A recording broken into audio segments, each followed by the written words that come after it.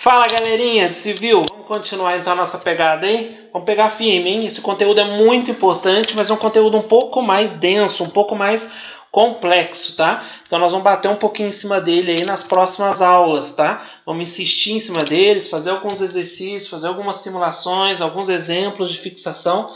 Tá joia? Tá bacana?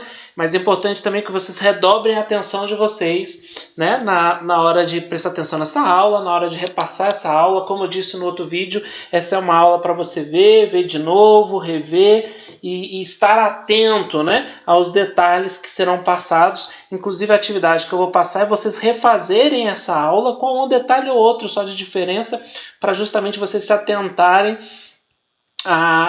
aos detalhes dessa aula, tá? E hoje não vai ter live, porque é muito importante que se vocês prestem atenção nessa aula e caso tenha alguma dificuldade, revejam essa aula. Para a semana que vem a gente fazer uma live e em cima de algum exercício e vir tirar dúvidas, beleza? Então vai lá. A divisão da instalação em circuitos deve ser de modo a atender, entre outras, as seguintes exigências. O primeiro ponto que a norma fala é a divisão dos circuitos, tá bom? Então tá aqui, ó. O primeiro ponto é a divisão dos circuitos de acordo com a norma. Então tá lá. Primeiro, você tem que estar atento à segurança. Por exemplo, evitando que a falha em um circuito prive de alimentação toda uma área. Então, por exemplo, o que é um circuito? Por exemplo, chuveiro. Se o chuveiro estragar, vai desarmar o disjuntor e vai desativar toda a parte da casa, por exemplo. Só tem um disjuntor a casa. Olha que exemplo grotesco. E aí nem vai ter luz para ninguém ir lá trocar o chuveiro, para consertar a instalação se for à noite. Não vai ter energia para a pessoa ligar algum equipamento elétrico, né? E assim por diante. Conservação de energia, por exemplo, possibilitando que cargas de iluminação ou climatização sejam acionadas na justa medida das necessidades, tá? Então, você precisa também, isso é pensando num ambiente maior, tá? Você precisa dividir tanto a parte de iluminação quanto a parte de climatização, de forma que quando você desativar um circuito, desativá-lo na parte de disjuntor, na parte de segurança, ele não venha comprometer, né, parte de uma área. Vamos dizer assim, você tem que separar por áreas, tá? Não pode desligar um em cada setor, né? Aí você prejudica todos os setores quando você desliga um circuito. Então você tem que ter isso em mente, né? E de acordo com a necessidade da empresa. Você tem que estar muito atento à necessidade, na verdade não da empresa, à necessidade da sua construção, do seu empreendimento, tá joia?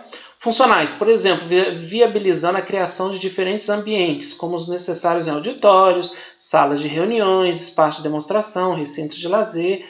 Tem que ser funcional. A sua iluminação, você, por exemplo, você tem que controlar, não é uma lâmpada em cada área do auditório. Não, setores do auditório, né? A parte da frente, onde fica o projetor, todas as lâmpadas devem estar ligadas no mesmo ponto, para você não ter que desligar vários disjuntores para tirar todas as lâmpadas que estão no lugar onde vai ser projetado. O projetor ou coisas do tipo, entendeu? É questão funcional, dependendo da função, a iluminação todas não têm uma só função. É muito importante você entenda isso, né? A parte de refrigeração, ou a parte de aquecimento, a parte de automação e assim por diante. E por fim, produção, por exemplo, minimizando as paralisações resultantes de uma ocorrência. Isso é muito sério num galpão, tá, gente? Numa empresa. Você precisa definir a sua instalação elétrica de forma a você conseguir paralisar partes da empresa. Você não pode parar, a sua instalação elétrica não pode ser feita de tal forma que quando você pare um determinado pedaço da produção, interfira em outros. Eu quero parar a linha produtiva A. Aí você vai desligar a linha produtiva A, desliga a A e parte da B. Isso é problema. Por quê? Porque tem que ser possível você fazer manutenção só num pedaço, numa certa linha produtiva, sem interferir nas outras, né? Isso interfere diretamente na produção e na lucratividade, no dinheiro da empresa. Então você tem que estar atento a isso. E se você não fizer isso bem feito, provavelmente vai fazer uma vez só, né, o projeto, não vai fazer mais. E a mesma parte da produção é a manutenção, né? Você tem que estar facilitando tanto a parte de manutenção preventiva quanto corretiva. Inspeção é preventiva, né? Você vai lá inspecionar para prever, repara quando existe um problema, você precisa corrigir. E na hora que você for corrigir, você não pode parar uma linha que não tem nada a ver com onde você está fazendo o reparo. Tá? Da divisão dos circuitos, aonde que eu tenho que me atentar novamente? Tá aqui, gente. 5410, a norma, tá? A norma, você tem que estar muito atento à norma. E tá aqui, ó, a instalação elétrica de uma residência deve ser dividida em circuitos terminais. Isso facilita a manutenção e reduz a interferência entre pontos de luz e tomadas de diferentes áreas, conforme as recomendações da norma NBR 5410, a previsão dos circuitos terminais deve ser feita da seguinte maneira. Então tá lá, o circuito de iluminação deve ser separados do circuito de ponto de tomada e dos circuitos independentes. Então, iluminação sempre separado. Se você vê um quadro onde juntou um circuito de iluminação junto com alguma tomada, isso está errado. Tá? Uma iluminação junto com algum circuito de alimentação de um equipamento, isso está errado. Quem fala isso? A norma. Aonde? No item 4.2.5.5. Tem que ser separado circuito de iluminação é iluminação, ponto de tomada é ponto de tomada, e circuito independente é circuito independente. O que é um circuito independente, professor? Não é os independentes da Padre Miguel, não, tá? Circuito independente são circuitos que consomem equipamentos normalmente que consomem uma quantidade maior de energia que o comum, tá? Que é o equivalente a vários outros equipamentos. Exemplo, dou-lhe um chute para você acertar qual que é o vilão da casa. Nós falamos várias vezes disso dentro da sala de aula e acredito que a maioria de vocês já pensou, né? O grande querido chuveiro. Fora o chuveiro, residências, por exemplo, no norte do país, onde faz um calor insuportável de 40 e poucos graus. Isso, ar-condicionado também. Né? A parte de climatização também puxa muita energia. Né? Enfim, segundo ponto, todos os pontos de tomada de cozinhas, copas, áreas de serviço, lavanderias e locais semelhantes devem ser atendidos por circuitos exclusivos. É outro item da norma, tá? Então, os pontos de tomada de cozinha, copas, áreas de serviço e locais semelhantes devem ser atendidos por circuitos exclusivos. E por fim, todo ponto de utilização previsto para alimentar equipamento com corrente nominal superior a 10 amperes de modo exclusivo ou ocasional deve constituir um circuito independente. Está aí a definição do que é ser um circuito independente, né? Que é um circuito que tem um alto consumo, né? Um equipamento que tem um alto consumo. Tá joia? Aqui, normalmente, nós vamos ter pelo menos, tá, gente? Pelo menos. Então, eu tenho aqui o meu projeto que eu estou fazendo, vocês estão fazendo, né? Cada um está pensando agora no seu projeto. O meu projeto, quantos circuitos vão ter? Vão ter pelo menos, como o seu projeto é um projeto simples, provavelmente vai enquadrar nisso. Pelo menos 4 circuitos terminais. Vai ter um circuito para iluminação, um para os pontos de tomada e 2 para os circuitos independentes, né? Normalmente é isso, chuveiro ou torneira elétrica, e assim por diante. Professor, provavelmente nós não vamos ter 4, vamos ter só 3, porque vai ter só um chuveiro de circuito independente. Eu não vou ter nenhum outro equipamento. Meu projeto é de uma kitnet muito simples com equipamentos de baixo consumo. Pode ser então, pode ser que tenha só 3 mesmo, só iluminação, só os pontos de tomada e circuitos independentes. Mas possivelmente aqui também nos pontos de tomada pode ser que você tenha mais de um, tá bom? Pode ser que você não tenha 2 aqui nos circuitos independentes por ter apenas um chuveiro, não ter um ar-condicionado, por exemplo, mas ter mais pontos de tomada aqui que acabam te forçando a ter mais de um circuito de tomada, tá joia? Ou até mesmo mais de um circuito de iluminação, né? Para você não ficar dependente de um único ponto, um único disjuntor que comanda e que controla toda a iluminação da sua casa. Olha lá. Circuito de iluminação.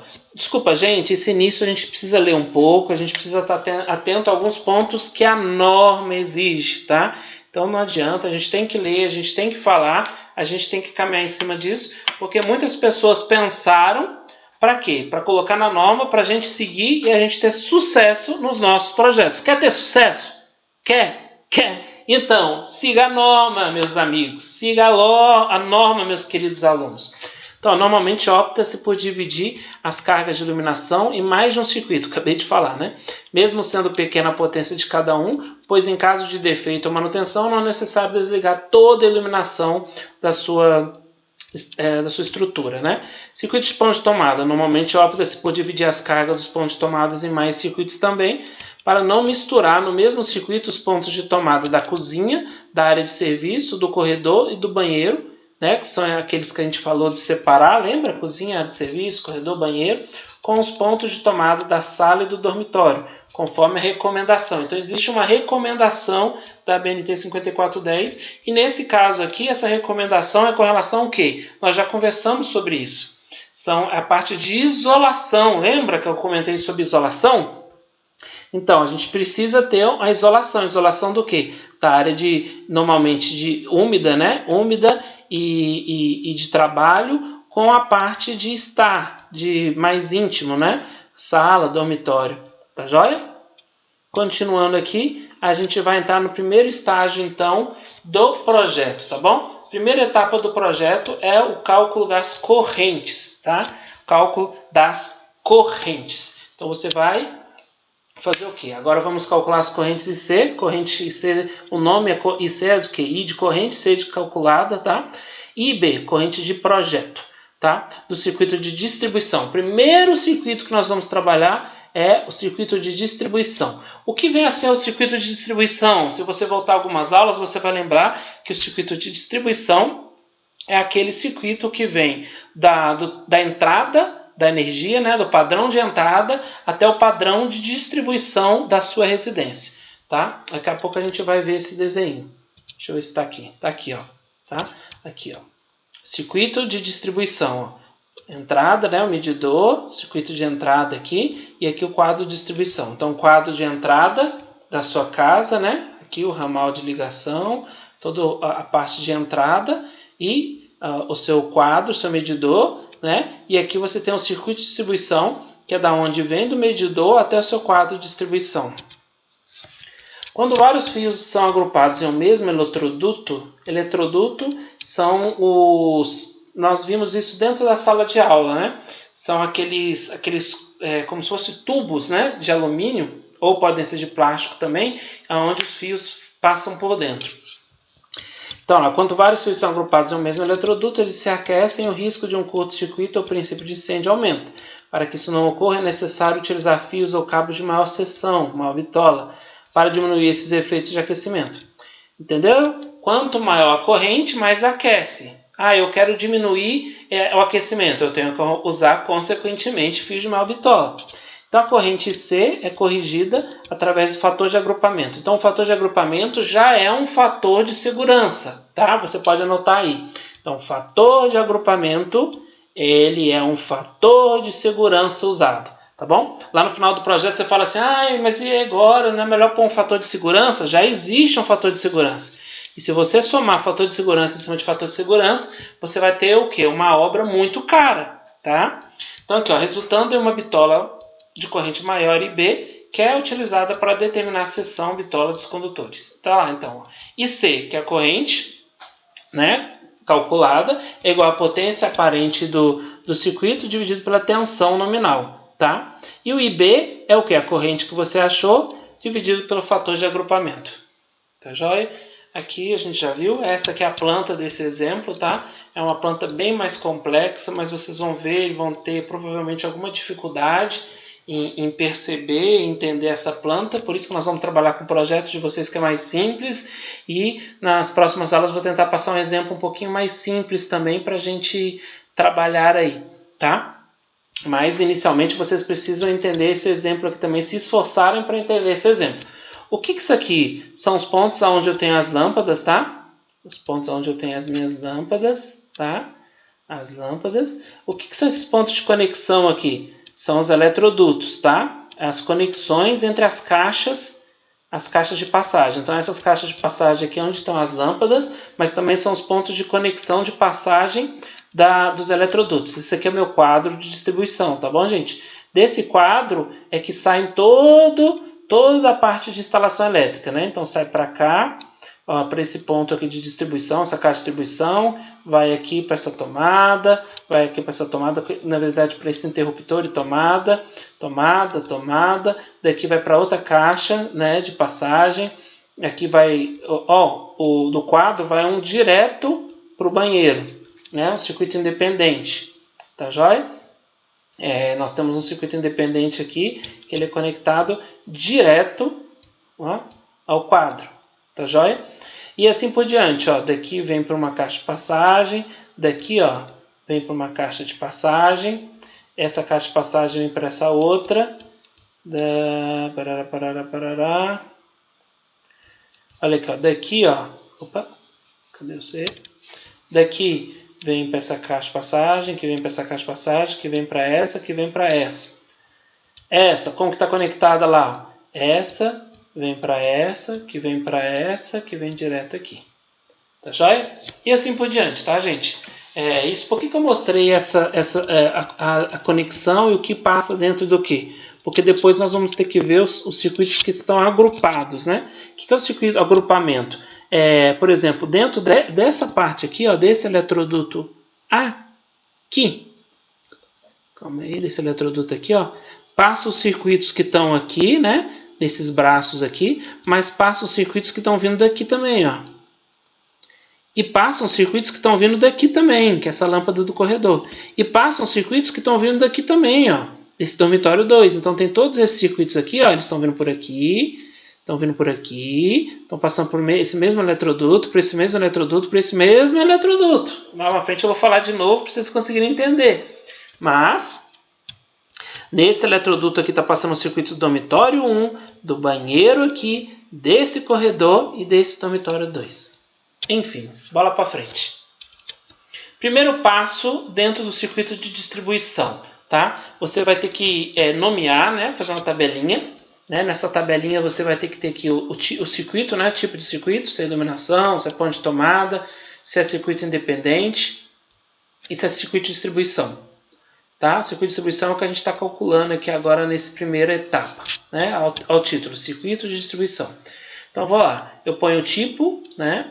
Ponho aqui a tensão e ponho aqui quais são os locais que esse circuito está tomando conta, né? Aqui nesse caso é sala, dormitórios, corredor e banheiro, tá? E qual que é a potência da iluminação de tudo isso aqui? Da sala, dos dormitórios, do corredor e do banheiro. Se eu voltar aqui, eu estou considerando o quê? Dormitórios, banheiro, corredor. Deixa eu ver. Dormitórios, banheiro, corredor. Ainda tem a sala que eu considerei. Eu considerei essa sala aqui. Então eu falei que a iluminação é de tudo isso aqui, ó. Esse. Tá? Essa é uma iluminação. E a outra iluminação é copa, cozinha e área de serviço. A outra é copa, que tá vendo aqui, ó. Copa, cozinha e área de serviço. Essa é a outra iluminação que eu fiz por esse circuito aqui. Tá joia? Aí depois tem os pontos de tomada. Então tem ponto de tomada da área de serviço e cozinha, tem ponto de tomada da copa, corredor e banheiro, tem ponto de tomada da sala e dormitórios. São os circuitos que eu dividi, tá bom, gente? Eu dividi nesses tipos de circuitos. Então eu tenho 1, 2, 3 circuitos dedicados para tomada. Opa, desculpa, passou sozinho. Um circuito independente para o chuveiro, aqui eu deixei 127, só para ficar mais fácil inicialmente, depois a gente vai fazer 220, né? E o circuito independente da torneira elétrica eu também deixei 127, só para ficar mais fácil, e considerar aqui o circuito de distribuição também 127, todo mundo monofásico, né? Não existe uma casa desse tamanho monofásica, óbvio, mas eu fiz aqui esse primeiro exemplo só para não gerar dúvidas, né? Tá bom? Depois a gente faz um 220. Qual que é o segundo passo? Soma os valores das potências ativas de iluminação e dos pontos de tomada. O resultado da potência instalada, tá? Então tem aí a potência instalada. 900 mais 4.400, né? Que é a soma das potências ativas de iluminação e dos pontos de tomada, tá? Iluminação, pontos de tomada. Então aqui, ó, 640 com 260 dá os 900. E aqui eu vou até pegar a calculadora para somar de novo, para ver. Vocês podem pegar também, né? 2.320 mais 1.440 mais 640. Daí 4.400. Que é esse cara aqui. 900 da iluminação, 4.400. Acabei de somar aqui de novo só para conferir se não tem nenhum detalhe, né? Para vocês farem junto. Terceiro passo. 5.300, que é esse cara que eu achei aqui, de potência instalada, seriam consumidos apenas se todos os circuitos funcionassem ao mesmo tempo com a carga máxima para a qual foram projetados. Lembra desse conceito? É chamado de, olha a palavrinha mágica aqui, ó. Como na prática isso não ocorre, multiplica a potência instalada pelo fator de demanda correspondente para encontrar a demanda máxima, ou seja, a máxima potência que realmente será utilizada simultaneamente. Aqui nós podemos dizer o quê? De acordo com a estatística, tá? Como nós citamos nas aulas anteriores, a questão do fator de demanda deu muitos problemas. Inclusive aqui no condomínio eu citei o exemplo da residência de uma colega professora em Bragança, mas aqui no condomínio também nós tivemos um transformador que foi danificado por essa sobrecarga. Sobrecarga da onde, gente? É justamente disso, fator de demanda. O que está acontecendo? Está todo mundo em quarentena, gente. Todo mundo dentro de casa, quarentena. A estatística quebra. Por quê? A estatística não está considerando todo mundo em casa, em quarentena. A estatística está considerando a vida normal, pessoas trabalhando, filhos na escola, pai e mãe trabalhando, ou só a mãe dentro de casa. E agora não, está todo mundo dentro de casa, todo mundo querendo fazer alguma coisa. De repente todo mundo assistindo TV, todo mundo querendo tomar banho junto. E a chance de estar usando muito maior e do consumo de energia aumentar é gigante. Tanto que estão tendo vários problemas na parte elétrica. Tá? Das distribuições, né? E das fornecedoras, né? Eles estão tendo um problema de sobrecarga, e muito normal, porque isso não estava previsto, tá joia? E aqui a gente tem um fator de demanda, tá? Para potência instalada. Aqui nós estamos considerando um fator de demanda inicialmente para quem? Para os circuitos de iluminação, tá? E para os circuitos de tomada. Volta lá para ver. Ó. Tá? Olha lá, iluminação e tomada, tá? Então, para eles, nós vamos considerar aqui um fator de demanda, né? Olha lá, fator de demanda para iluminação em pontos de tomada, nós caímos aqui, né? A potência de 5 a 6.400, tá lá, 5.300. Então, a gente vai usar aqui um fator de demanda de 0,45. Aí, a potência demandada da parte de iluminação mais tomadas vai ser 5.300 vezes 0,45, que vai dar 2.400. Tá? Ah, professor, e aquela NDU que o senhor mandou da Energisa? Ela é uma NDU muito mais detalhada ainda, tá? É uma NDU da Energisa que põe todos os pontos, tá bom? E aqui nós estamos fazendo de forma semelhante, considerando apenas fator de demanda, separando o fator de demanda para a iluminação e tomada dos circuitos independentes, tá? Aí, ó, agora que a gente tem o fator de demanda para os circuitos independentes, né? Aí, em seguida, somente as potências instaladas dos circuitos independentes, no nosso exemplo, são os circuitos para o chuveiro e torneira elétrica. Multiplique o resultado pelo fator de demanda correspondente. Então, para circuito independente, olha aqui, se você tem um circuito independente, o fator de demanda é 1, não tem diminuição nenhuma. A probabilidade é alta dele estar sendo usado junto com o resto. Se você tem dois circuitos independentes, a probabilidade continua sendo alta, por isso também o fator de demanda é 1, então não muda. 7.900 é a soma, né, do chuveiro mais a torneira elétrica, e o fator de demanda é igual a 1. De acordo com a tabela aqui, a estatística, eu não posso usar um peso menor do que 1, então considero ele na íntegra, tá joia? Quinto passo, some os valores das demandas máximas de iluminação, pontos de tomada e circuitos independentes. Aí, agora o que? A soma das potências demandadas, tá bom? Total. Aí fica 2.400 mais 7.900 dá 10.300. Sexto passo, esse 10.300 corresponde à potência ativa instalada no circuito de distribuição, tá? Aí entra o conceito de fator de potência, né? Para encontrar a corrente, é preciso transformá-la em potência aparente. E da onde que eu consigo tirar isso? Através do conceito do fator de potência, aonde potência aparente... Opa, desculpa, de novo, passou sem querer. Potência aparente é igual a potência ativa, que foi o que eu calculei aqui, considerei potência ativa, dividido pelo fator de potência. Tá? Uma formulinha que não é uma fórmula, na verdade é um conceito, tá bom? Eu passei um videozinho para vocês nas aulas passadas, quem teve curiosidade olhou lá, quem não teve, esse é um conceito importante. Potência aparente é potência ativa dividido pelo fator de potência, que tem a ver com as cargas resistivas que tem dentro dessa residência, né, dessa instalação elétrica. No caso, a gente considera um fator de potência 0,95, tá aqui o quadro, ó. Para circuito de distribuição, normalmente a gente considera 0,95. Para iluminação incandescente, 1. E para pontos de tomada e circuito independentes, normalmente a gente considera 0,8. Tá joia? E aqui a gente achou o quê? A potência, tá? Potência aparente, já considerando fator de potência. Por que é VA? Potência aparente a gente dá em VA. Mas não é tudo potência? VA é volt ampere, tá, gente? Ah, mas você falou que era watt, professor. Por que aqui está watt e aqui está VA? É só uma forma de diferenciar o tipo de potência, tá? Normalmente o tipo de potência, quando é dado em watt, ele é a potência aparente. Ativa, desculpa. Quando é dado em watt, normalmente é a potência ativa.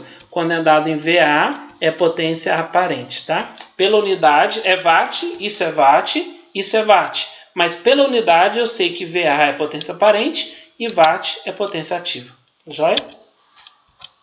Sétimo passo é a obtenção da corrente. Você pega a potência que você achou, divide pela tensão, I é V sobre R, I é P, I é V sobre R, mas nesse caso aqui potência é V vezes I, né? Então a corrente é igual a potência dividido pela tensão. Aí você acha que a nossa corrente de 85 amperes. Caramba, professor, que corrente é essa? Grande pra caramba. É grande pra caramba, mas é grande pra caramba por quê? Porque nós usamos muita coisa 127 volts, né? Principalmente circuitos independentes, né? Normalmente se usa 220 e aí acaba derrubando um pouco a corrente. Aqui nós terminamos o que? O circuito de distribuição, tá? Então nós vamos ter o que? Toda a parte de proteção, bitola, né? Dimensionamento aí dos condutores vão ser a partir dessa corrente e dos conduítes também, né? Os conduletes também a partir dessa corrente e o circuito de proteção também a partir dessa corrente para aqui, para o circuito de distribuição. Agora nós vamos ter os circuitos terminais, tá? São os circuitos que vão estar conectando, que vão sair do nosso quadro, né? Nós vamos ter um quadro aí, desse quadro vão sair os circuitos terminais que vão conectar o quadro de distribuição geral à iluminação, aos pontos de tomada, aos circuitos independentes, tá joia?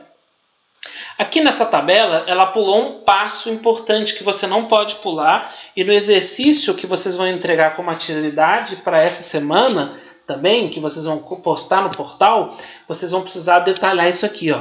Essa tabela eu já fiz a partir de um passo implícito, que é o passo de considerar aqui como potência, tá? Aparente, tá? Eu pus aqui a P de aparente, que é o S, tá? A potência aparente, ela pega a potência ativa, divide pelo fator de potência. Então, na tabela anterior, vocês vão perceber que aqui os números provavelmente vão estar diferentes. Os da iluminação não vão estar diferentes, por quê? Porque o fator de potência para a iluminação é 1, tá? O fator de potência da iluminação é 1. E aqui, aí dá o mesmo número. Mas aqui embaixo, ó, para ponto de tomada é 0,8, ponto de tomada é 0,8, 0,8, tá? Circuito independente 0,8, 0,8. Então vai dar diferente, tá bom? Então já adianto que o que? O exercício dessa semana será, vocês refazerem esse exercício e entregarem na folha de papel, passo a passo, detalhando todos os passos para mitigar o erro. Ficou com dúvida? Veja o vídeo de novo, olhe o passo a passo, mas faça você num papel, tá joia? Na tabela já foi calculada a potência aparente, está sobrando um A aí. E aí os circuitos terminais, né? Aí o circuito de tomada de uso geral, você vem aqui o disjuntor, né? Normalmente esse disjuntor é um disjuntor aí onde vai sair a fase, o neutro, e também você vai ter um ponto aqui, que é a parte de proteção, né? O barramento de potencialização, onde vai chegar aqui um fio. E esse fio aqui, ó, gente, esse fio está vindo da malha de aterramento. tá vindo daquele ponto de aterramento que vocês viram nos vídeos, tá? Aqui, ó, o fio, né? Brasileirinho aqui, né? Verde amarelo, tá vindo lá daquele ponto aonde você fixou, né? Um ponto de aterramento lá, uma haste de cobre no chão e fez aquilo lá o seu ponto de aterramento. Então veio lá, isso aqui veio para o seu quadro e tornou como o barramento de proteção, o barramento de fio de proteção e também de aterramento. Então, ó, a tomada ela vai ser composta do quê? De uma fase, de um neutro e da proteção. Isso uma tomada 127, né? Considerando, por exemplo, uma instalação 127, que é o que a gente está falando. Se fosse uma instalação bifásica, poderiam vir duas fases, né? Mas sempre vai ter que vir o fio de proteção, tá? Sempre o fio de proteção. E aqui nós estamos considerando um disjuntor diferencial residual, tá? Um DR. Depois nós vamos entender o que vem a ser um DR, tá? Um dispositivo que protege, é uma proteção especial para a parte de choque, tá? Aqui de novo nós falamos sobre circuitos, tá? E por que é importante falar os circuitos que estão passando aqui nesse ponto? Porque tem a questão do fator de agrupamento, tá, gente? Então aqui, ó, nesse eletroduto aqui, ó, vai estar passando a iluminação de serviço, tá? A iluminação aqui, ó, de serviço, vai estar passando por aqui, tá vindo aqui, ó, tá? Tá vindo os pontos de tomada daqui, dessa região, os pontos de tomada dessa região, que a gente dividiu em dois, e a torneira elétrica que está aqui na cozinha. Nós estamos considerando que estão passando 4 circuitos aqui dentro, tá? Nós estamos fazendo uma consideração, tá joia? Que é o pior caso. E aqui a gente consegue mostrar para vocês, ó, o agrupamento. Ó, quando aqui tem o número de circuitos agrupados e aqui qual o fator de agrupamento que você está usando. Então, no caso lá daquele condulete, né, eletroduto, nós temos passando por ele 4 circuitos, né, são esses 4 dos circuitos, e aqui nós temos o que? Qual o fator de agrupamento que vai ser usado nesse caso, tá bom?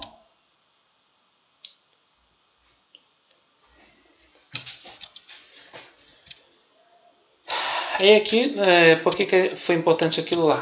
Para explicar isso aqui, ó, corrente de projeto, tá? Aqui nós temos a corrente calculada, a corrente foi calculada lá naquele outro cara aqui, lá, bem nesse ponto aqui, né?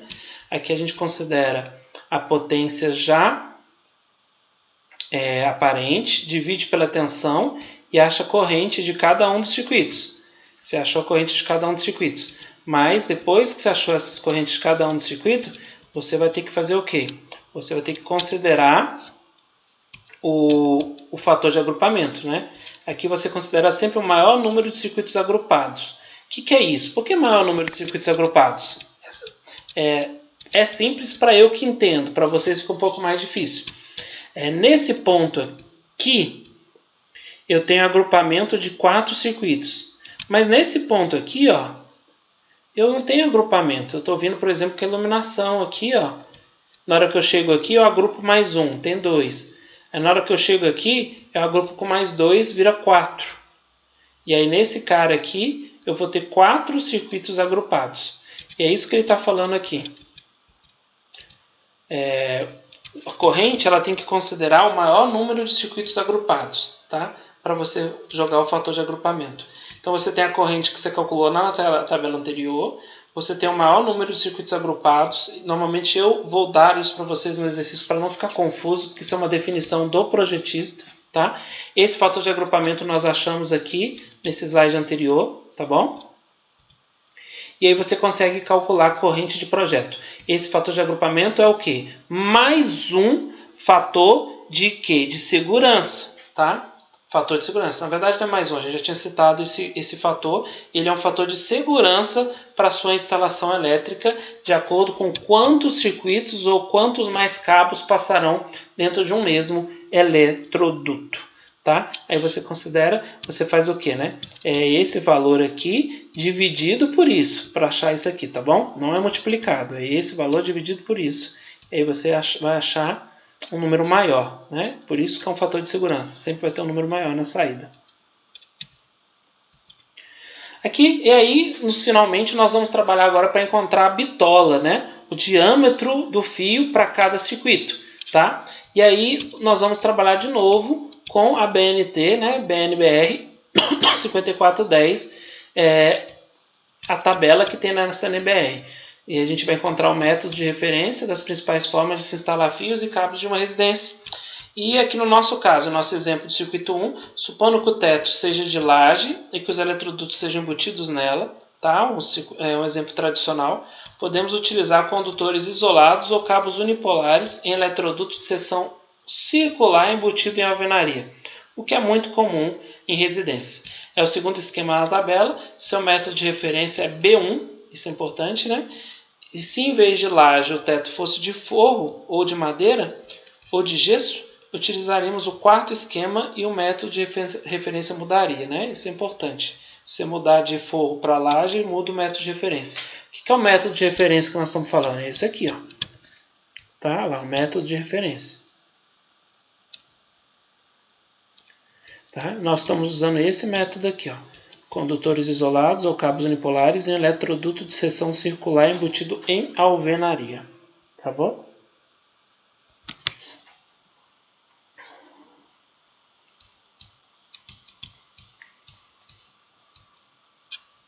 Vamos agora passar para o próximo.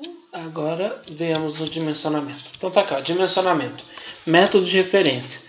Do exemplo anterior, nós vimos que o nosso método de referência é esse cara aqui, né? Então é o B1, tá bom? B1, esse cara aqui é B1, tá? E aí a gente vai achar aqui, ó, a capacidade de condução de cada um desses fios de acordo com o quê? Método de referência, de acordo com o número de condutores carregados. O que é o número de condutor carregado? Vou aqui do lado, ó.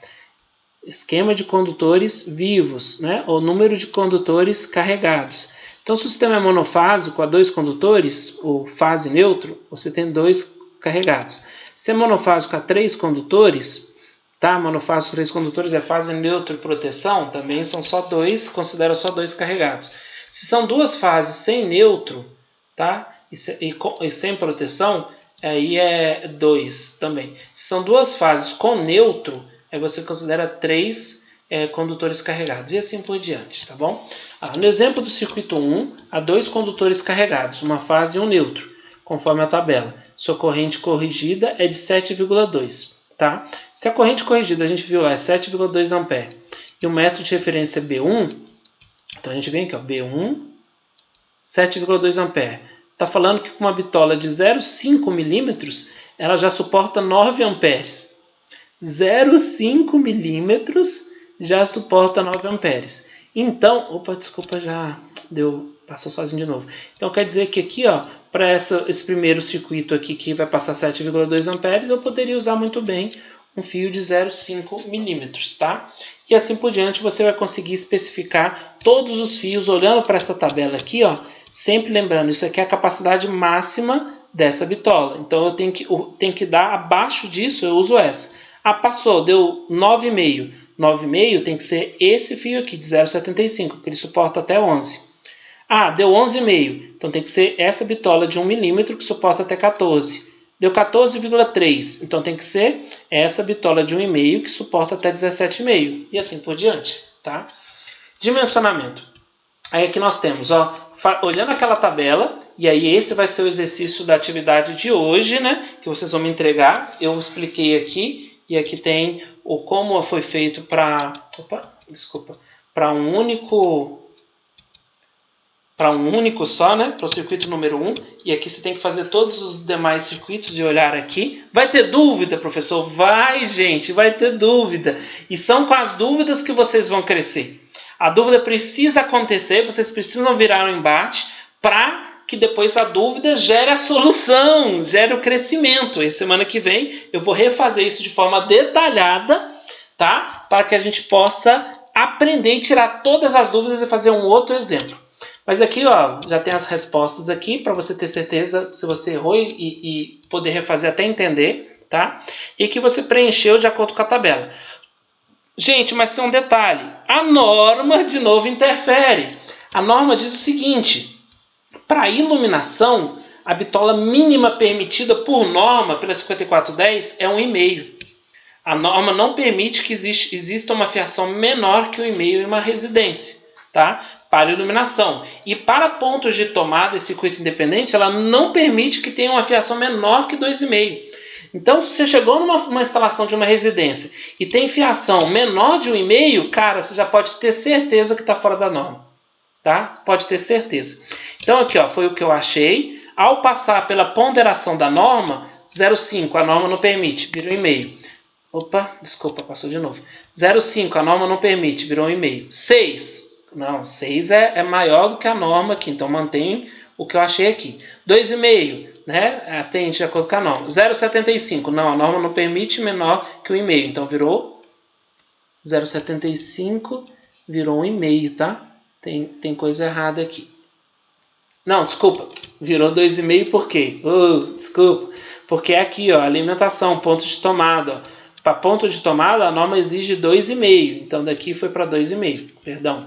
Circuito independente, 6. Já é uma corrente alta, né? A norma fala mínimo de 2,5.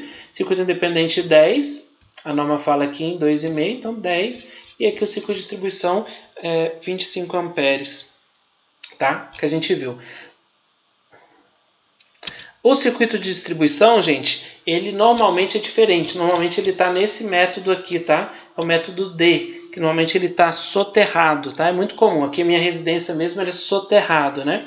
Ela cabo multipolar em eletroduto de seção unifilar ou em canaleta não ventilada, enterrado, tá? Normalmente é D, é enterrado, tá? Mas pode ter diferente? Pode sim. Se for diferente, você tem que considerar um método diferente também. E por fim, para finalizar, que a aula ficou bem extensa, nós temos o quê? Temos que considerar o comprimento máximo dos circuitos, tá? Você tem que sempre pensar que quanto a maior a distância, o fio começa a ter queda de tensão, tá? E aqui, ó, nos casos em que o quadro de distribuição ou medidor ficam distantes da casa, deve-se levar em conta o comprimento máximo do condutor em função da queda de tensão. Vocês têm que saber e considerar que o condutor vai ter uma queda de tensão em cima dele, tá bom? E aqui, ó, a seção do fio. Ó, o fio de 1,5, que a norma fala que é o mínimo admissível, a capacidade dele é 15,5, tá? Então, para eletroduto não metálico, você pode usar no máximo 8 metros. Para 127, 14 metros para 220. Para eletroduto metálico, você pode usar no máximo 7 metros, tá? Do ponto do quadro até o local onde vai estar a conexão final, tá bom? Então, algumas coisas também que você precisa considerar aí, estar atento de acordo com a queda de tensão. E por fim, aí sim, o dimensionamento dos eletrodutos, tá? Aí é por onde os fios vão passar. Então, o tamanho nominal é o diâmetro externo do eletroduto espécie em milímetros, né? E padronizado por norma. Esse diâmetro deve permitir a passagem fácil dos condutores. Por quê? Porque você tem que passar os condutores na instalação elétrica, tá, gente? Passar fio em instalação elétrica é uma coisa bem difícil, por sinal, tá bom, gente? Seria muito interessante se tivesse essa experiência para vocês valorizar mais o pessoal que passa fio. Dá um trabalhinho razoável. Eu já fiz isso em instalações de grande porte. Tem certos lugares que ficam bem difíceis mesmo. Tá? E aí, por isso, recomenda-se que os condutores não ocupem mais de 40% da área útil dos eletrodutos. Por 2 motivos. Para você conseguir passar e para que eles não se aqueçam muito, né? Então, lá, qual que é o procedimento? Né? Conte o número de condutores que passarão pelo trecho. Dimensione o eletroduto a partir do condutor com maior seção. Né? Você tem vários condutores passando no eletroduto, mas você sempre considera o pior caso.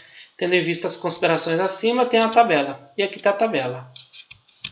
Então, se você aqui tem um número de condutores dentro do eletroduto e aqui a bitola, né? Se você está passando lá 4 fios de 1,5, então tá aqui, ó, 4 fios de 1,5. Então, é 16 milímetros o tamanho do seu eletroduto. Ah, tá passando 3 fios de 1,5 e 3 fios de 2,5. Então, você considera sempre o pior caso, 2,5. 3 mais 3, 6. 6, ó. 6 fios, onde o pior caso é 2,5. 9, vamos considerar aí 3 circuitos, 9 fios, tá?